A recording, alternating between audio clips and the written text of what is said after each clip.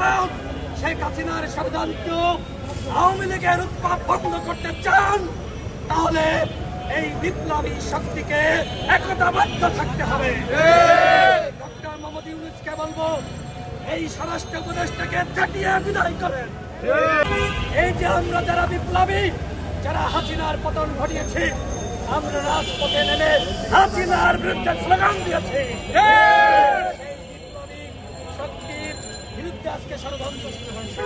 সেই বিপ্লবী শক্তিকে পরিকল্পিতভাবে বিভক্ত করা হয়েছে।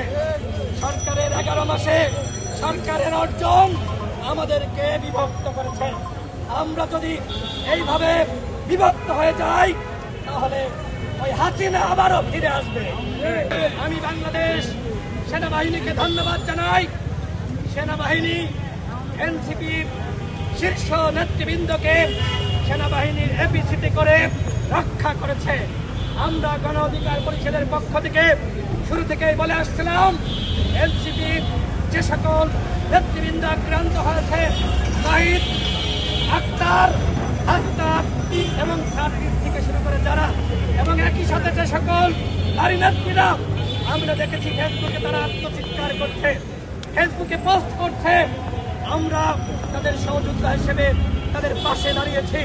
গণ অধিকার পরিষদ মনে করে আমরা যারা এই জুলাইয়ের শক্তি, আমাদের ভিতরে একতা থাকতে হবে। আমি এই সেনাবাহিনীকে ধন্যবাদ জানাচ্ছি। আজকে বিপ্লবের নেতা এনসিপির নেতাদেরকে তারা যেভাবে রক্ষা করেছে, এইখানে যেভাবে ছাত্রলীগের বিরুদ্ধে তারা রুখে দাঁড়িয়েছিল, সেনাবাহিনীর একজন তো ভারত যেতে পারত না, পুলিশ তো পালিয়েছে না? হ্যাঁ, সেইখানে কিছু সংখ্যক পুলিশ তারাও কিন্তু ছাত্রলীগ যুবলীগকে প্রতিহত করেছে।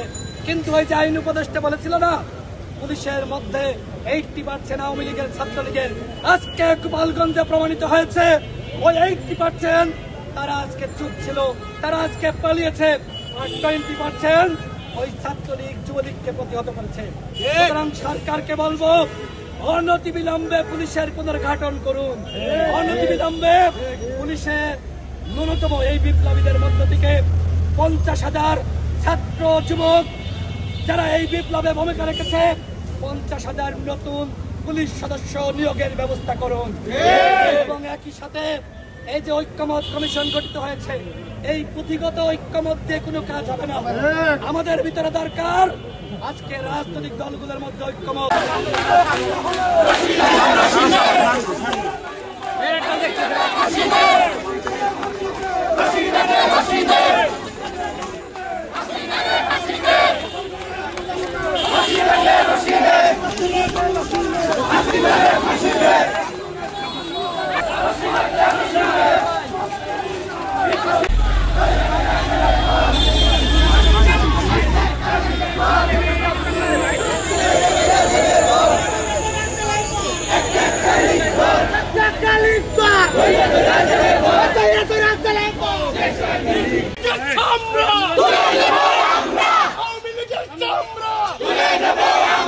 গোপালগঞ্জের গোলাপি